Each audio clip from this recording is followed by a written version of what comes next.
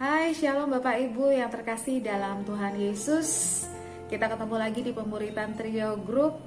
Dan hari ini adalah minggu yang ketiga di bulan Agustus ini. Kita masih mempelajari dari tokoh Nehemia. Kita akan melihat bagaimana Nehemia bersama dengan bangsa Israel itu bekerja, melakukan tugasnya, tanggung jawab panggilannya, tetapi dalam keadaan yang tidak kondusif. Justru mereka sedang menghadapi peperangan, sedang menghadapi serangan dari sekitarnya, tetapi mereka harus terus bekerja. Kita berharap dari pembelajaran hari ini kita bisa mengaplikasikan prinsip-prinsip kerja Nehemia ini pada pekerjaan kita sekarang.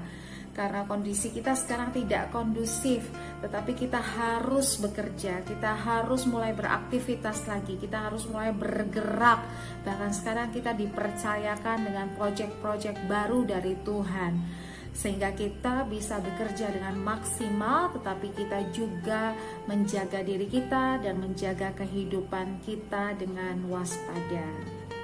Sebelumnya, mari kita berdoa bersama, minta hikmat Roh Kudus menuntun kita dalam pemuritan hari ini.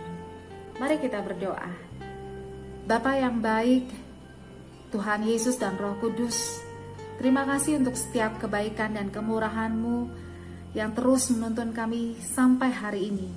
Terima kasih Engkau mencukupkan setiap kebutuhan kami, sehingga tidak ada dari kami yang kekurangan apapun juga.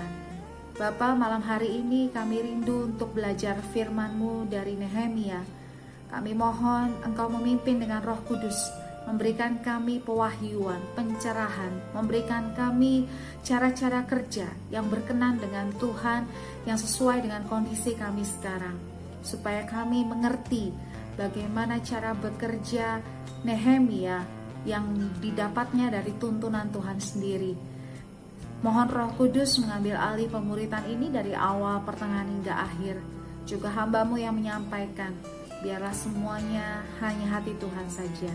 Di dalam nama Tuhan Yesus, kami berdoa, kami bersyukur. Sama-sama kita katakan, amin. Saudara, kemarin kita belajar mengenai kepemimpinan Nehemia. Sekarang kita belajar bagaimana cara kerjanya. Kita buka di Nehemia 4, ayatnya yang ke-14. Saya bacakan ya. Nehemia 4 ayat 14. Kuamati semuanya, lalu bangun berdiri dan berkata kepada para pemuka dan para penguasa dan kepada orang-orang yang lain, jangan kamu takut terhadap mereka. Ingatlah kepada Tuhan yang maha besar dan dahsyat, dan berperanglah untuk saudara-saudaramu, untuk anak-anak laki-laki dan anak-anak perempuanmu, untuk istrimu dan rumahmu. Sampai di situ pembacaan kita. Saudara, ketika mengalami kondisi yang tidak baik, mengalami serangan, kondisi yang tidak menentu seperti sekarang ini, kondisi yang mengkhawatirkan dari segi kesehatan, dari segi ekonomi, adalah wajar kalau kita menjadi khawatir. Tetapi saya mau katakan bahwa untuk anak-anak Tuhan menghadapi tantangan, menghadapi kondisi sulit, menghadapi kondisi yang tidak pasti, tidak wajar kalau kita menjadi takut. Saudara mengerti bahwa Tuhan itu mengatakan kepada kita bahwa khawatir saja itu sebaiknya jangan di hati kita, apalagi takut. Karena Tuhan berkata, roh yang ada padamu itu lebih besar daripada roh-roh lain yang ada di dalam dunia ini. Dan Allah itu tidak memberikan kepada kita roh ketakutan. Sama sekali tidak pernah Tuhan akan membiarkan anak-anaknya hidup dalam ketakutan, sekalipun kita sekarang ini sedang hidup di dalam dunia yang penuh kegelapan, penuh ketidakpastian. Oleh karena itu kita harus mengerti kenapa kita tidak boleh takut, kenapa kita tidak boleh dicekam ketakutan sehingga sepertinya kita membatasi diri untuk bergerak, kita membatasi diri untuk keluar rumah, kecuali hal-hal yang gak penting dan gak perlu ya, seperti hangout, ke mall dan sebagainya. Itu bukan kegiatan kita lagi. Kegiatan kita adalah bekerja, beribadah, lalu pulang ke rumah. Tapi kadang-kadang kalau kita ketakutan berlebihan, untuk kerja saja kita takut, untuk ibadah saja kita takut. Nehemia berkata, jangan takut. Alasannya adalah dia katakan, ingatlah kepada Allah yang maha dahsyat itu, Allah yang penuh kuasa itu. Saudara bisa lihat bahwa ketakutan dengan mengingat Allah yang dahsyat, yang berkuasa, itu punya koneksi. Kalau kita tidak pernah merasakan kehebatan Tuhan, kedahsyatan Tuhan dalam hidup kita, wajar kalau kita merasa takut, karena kita tidak melihat bahwa Allah yang berkuasa dan dahsyat itu nyata dalam kehidupan kita. Tetapi kalau kita pernah mengalami pertolongan Tuhan, kita pernah melihat perkara yang dahsyat yang Tuhan kerjakan buat kita, seharusnya kita nggak takut kalau kita mengingat itu. Oleh karena itu, hari-hari ini saya mau ajak saudara untuk ayo ingat kembali mujizat-mujizat, pertolongan-pertolongan, perbuatan-perbuatan dahsyat, berkat-berkat besar Tuhan yang pernah Tuhan lakukan, yang pernah Tuhan berikan dalam kehidupan kita ketika dulu kita mungkin sedang mengalami titik paling lemah, sedang dalam keadaan lemah, sedang dalam keadaan berkekurangan. Di situ kita mengalami Tuhan. Ingat hal-hal itu. Ingat berkat-berkat Tuhan itu, ingat pertolongan-pertolongan Tuhan itu. Kalau kita mengingatnya, ketakutan kita mau tidak mau akan hilang. Karena kita tahu Allah kita bukan Allah yang bisa berubah, tetapi Yesus kita adalah Yesus yang sama, dulu, sekarang, dan selama-lamanya. Kalau dulu dia mengerjakan mujizat, sekarang pun dia mengerjakan mujizat. Di masa depan pun dia masih dan akan selalu mengerjakan mujizat. Jadi jangan takut, jangan dicekam ketakutan.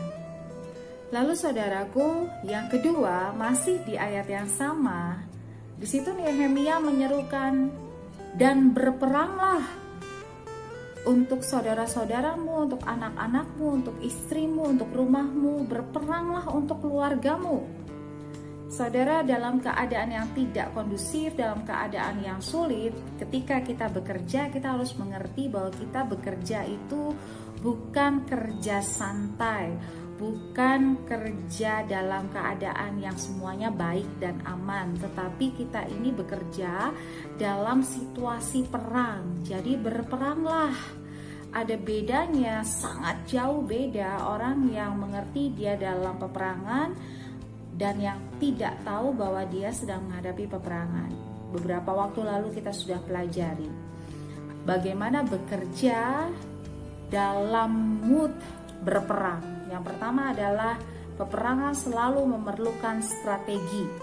Tidak bisa masuk dalam medan perang dengan begitu saja, tanpa pengetahuan, lalu tanpa rencana, tanpa planning, tanpa strategi. Engkau kan habis di tengah-tengah pertempuran. Lalu yang kedua, berperang dengan siaga, dengan waspada, dengan berjaga-jaga. Dan itu semua diterapkan oleh Nehemia kepada seluruh bangsa Israel yang saat itu bekerja bersama-sama dengan dia membangun tembok Yerusalem. Yuk kita pelajari sama-sama. Masih di Nehemia 4, kita baca ayat 15 sampai dengan ayat 18. Ketika didengar musuh kami bahwa rencana mereka sudah kami ketahui dan bahwa Allah telah menggagalkannya, maka dapatlah kami kembali ke tembok masing-masing ke pekerjaannya. Perhatikan saudaraku, sejak hari itu sebagian daripada anak buahku melakukan pekerjaan, dan sebagian yang lain memegang tombak, perisai dan panah dan mengenakan baju zirah. Sedang para pemimpin berdiri di belakang segenap kaum Yehuda. Jadi ini strategi yang dia lakukan. Strateginya adalah membagi dua kelompok bangsa Israel. Satu kelompok ini akan membangun dan satu kelompok ini menjadi tentara perang. Karena satu kelompok ini memakai baju zirah, memakai perisai, memegang panah, memegang pedang. Mereka berdiri di belakang orang-orang yang bekerja membangun tembok. Dan di belakang mereka adalah pemimpin-pemimpin mereka. Pemimpin-pemimpin mereka itu juga ikut berjaga-jaga, ikut membuat barisan yang berjaga-jaga selama pekerjaan ini berlangsung. Jadi ada strategi yang dikasih, ada strategi yang disusun, tidak serta-merta bekerja begitu saja. Saudara, dalam keadaan seperti sekarang ini, kita masuk dalam medan pertempuran marketplace, kita harus punya strategi yang jitu. Kita tidak bisa melakukan hal-hal yang seperti dulu begitu-begitu saja. Kita harus menemukan cara-cara baru, ide-ide kreatif yang baru.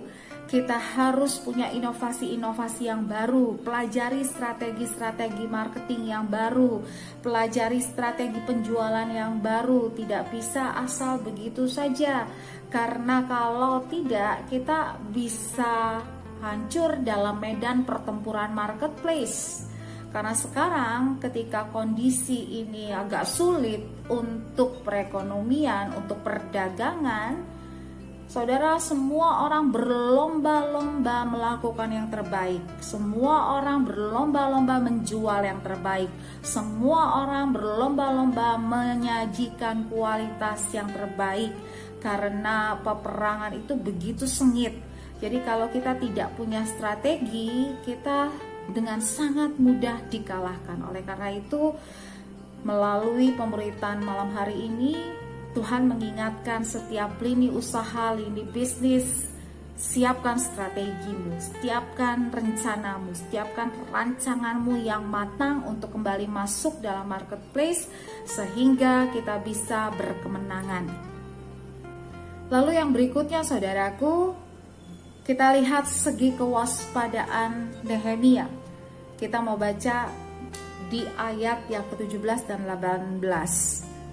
Ayat 17. Yang membangun di tembok, orang-orang yang memikul dan mengangkut, melakukan pekerjaannya dengan satu tangan dan dengan tangan yang lain mereka memegang senjata.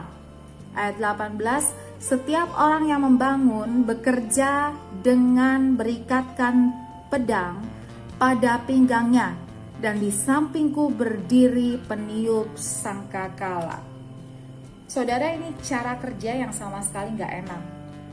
Kita kerja berat dengan kedua tangan itu saja udah nggak enak ya, apalagi kerjanya itu satu tangan membangun tembok, tapi satu tangan lagi itu memegang senjata dan di pinggang itu diikatkan pedang. Jadi saudara, ini memang cara kerja yang tidak sama dengan normal mereka yang lama. This is the new normal. Sama seperti kita. Kita kembali bekerja dengan normal yang baru. Nyaman? Enggak juga, karena kita tidak terbiasa bekerja seperti itu. Tapi toh pekerjaan harus dilakukan, tapi toh tanggung jawab harus dikerjakan, tapi toh kegerakan harus terus dikerjakan. Oleh karena itu, mau tidak mau, yang pertama kita harus accept cara kerja yang baru ini. Dan kita harus beradaptasi. Kita harus bekerja dengan tingkat kewaspadaan yang tinggi. Jangan sampai kita lalai, karena kalau kita lalai, bukan saja kita diserang, tetapi pekerjaan kita pun akhirnya jadi terbengkalai. Sampai sini saya harap teman-teman semua bisa mengerti dan menangkap kenapa kewaspadaan itu sangat diperlukan ketika kita masuk dalam marketplace di new normal ini. Nah, saya mau mengingatkan, yang pertama adalah kewaspadaan terhadap kesehatan kita. Saudara, karena PSBB ini sudah dilonggarkan, sudah banyak yang kembali bekerja, banyak yang berseliweran, kita sadar bahwa virus corona itu bukan jauh dari kita. Bahkan kita minggu ini mengalami bahwa kita semua harus dites karena sudah ada kejadian di gedung kita. Virus corona itu tidak jauh, dia dekat, mungkin ada di sekitar kita. Oleh karena itu kewaspadaan yang tinggi menjaga kesehatan kita itu sangat-sangat diperlukan. Jangan sampai saudara dan saya lalai melakukan protokoler kesehatan yang sudah ditetapkan, menjaga kesehatan kita, lalu kemudian akhirnya virus itu menyerang, kita terserang, pekerjaan kita pun jadi terbengkalai. Jadi hati-hati, kewaspadaan yang paling penting yang pertama adalah jaga kesehatan dengan melakukan protokoler. Tidak nyaman pakai masker, ya, tetapi biasakan, toh lama-lama kita jadi terbiasa. Akhirnya kalau buka masker di tempat umum malah kita jadi merasa ada sesuatu yang kurang. Itu justru yang terbaik. Kalau kita tidak sering-sering cuci tangan, akhirnya tangan kita kok kayaknya agak ada aneh ya gitu, karena kita terbiasa cuci tangan, kita terbiasa jaga jarak. Jadi kalau ada orang yang agak dekat, kita sudah tidak nyaman. Seperti itu. Memang awal-awalnya karena tidak biasa, kita tidak nyaman bekerja dengan cara itu. Tetapi kalau kau mau menjaga kesehatanmu dengan kewaspadaan yang tinggi, kita harus beradaptasi dan melakukan protokoler yang ditetapkan. Lalu yang berikutnya, saudaraku, dikatakan bahwa masing-masing dari mereka bekerja sambil berikat pinggangkan pedang.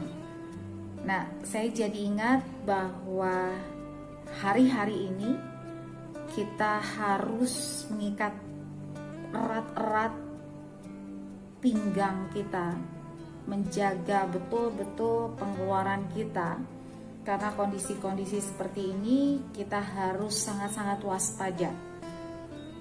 Berkat yang ada kita mengucap syukur dan kita percaya itu adalah kebaikan kemurahan Tuhan, tapi kita harus meningkatkan lagi manajemen keuangan kita masing-masing, baik di keluarga, pribadi maupun di perusahaan. Karena kita tidak tahu kondisi-kondisi ke depan seperti apa. Di pandemi ini kita belajar bahwa kita sangat perlu uang cash yang ready. Hari-hari ini banyak sekali orang yang kesulitan uang cash. Mereka punya dalam bentuk investasi-investasi, tetapi kadang sulit investasi aset. Itu sulit untuk diuangkan, sulit untuk dicairkan. Oleh karena itu kita harus bijak merencanakan keuangan kita. Karena di pandemi ini juga kita belajar bahwa kebutuhan yang paling penting adalah kebutuhan pokok, kebutuhan makan, minum, pendidikan, hal-hal lain seperti baju, tas, sepatu dan sebagainya itu kita sudah tidak memerlukannya. Kita sudah tidak memerlukan barang-barang yang tersier lagi. Kita justru harus lebih mengadakan perbendaharaan untuk hal-hal yang lebih pokok. Oleh karena itu, kewaspadaan keuangan itu juga perlu kita tingkatkan sementara kita bekerja dalam masa-masa sulit ini. Nanti setelah masa-masa sulit ini berakhir, saya percaya kita punya satu kebiasaan baik yang baru. Kita punya kebiasaan menjaga kesehatan kita punya kebiasaan bekerja keras, kita punya kebiasaan memanage keuangan kita dengan baik, sehingga kehidupan kita boleh dibilang dapat berjalan aman, baik dalam kondisi yang nyaman, yang tenang, maupun dalam kondisi yang sulit. Itu saja yang ingin saya sharingkan kepada teman-teman semua. Ingat, kita bekerja dalam kondisi berperang. Oleh karena itu kita tidak perlu takut, karena kita punya Allah yang besar, Allah yang berperang bersama kita, bahkan Allah yang berperang bagi kita. Tetapi kita juga harus bekerja dengan strategi yang matang, dengan rencana yang matang, sehingga kita bisa berperang dalam marketplace yang sekarang ini persaingannya semakin tajam. Dan kita juga harus bekerja dibarengi dengan kewaspadaan yang tinggi. Yang pertama untuk kesehatan kita, yang kedua untuk keuangan kita. Dengan demikian kita bisa terus berdiri tegak dalam masa-masa seperti ini, sambil kita menantikan ada musim yang baru yang akan menggantikan musim pandemi ini dan keadaan menjadi berjalan lebih baik lagi. Saya percaya Tuhan sudah menyediakan masa depan yang penuh dengan harapan untuk setiap kita. Tetapi masa-masa sulit ini membuat kita belajar menjadi kita yang jauh lebih kuat, yang jauh lebih tangguh, yang jauh lebih baik. Mari saudaraku, kita tutup pemburitan malam hari ini dengan berdoa bersama-sama. Kita berdoa. Bapa yang baik, kami mengucap syukur untuk firman-Mu yang sudah kami pelajari malam hari ini. Bapa, kami mohon Roh Kudus-Mu terus mengajarkan kami, supaya kami mengerti bagaimana caranya kami harus bekerja dalam keadaan yang tidak mudah sekarang ini. Tolong kami Tuhan untuk menyusun strategi yang terbaik. Tolong kami untuk meningkatkan kewaspadaan kami, baik untuk kesehatan maupun keuangan kami, pribadi maupun perusahaan.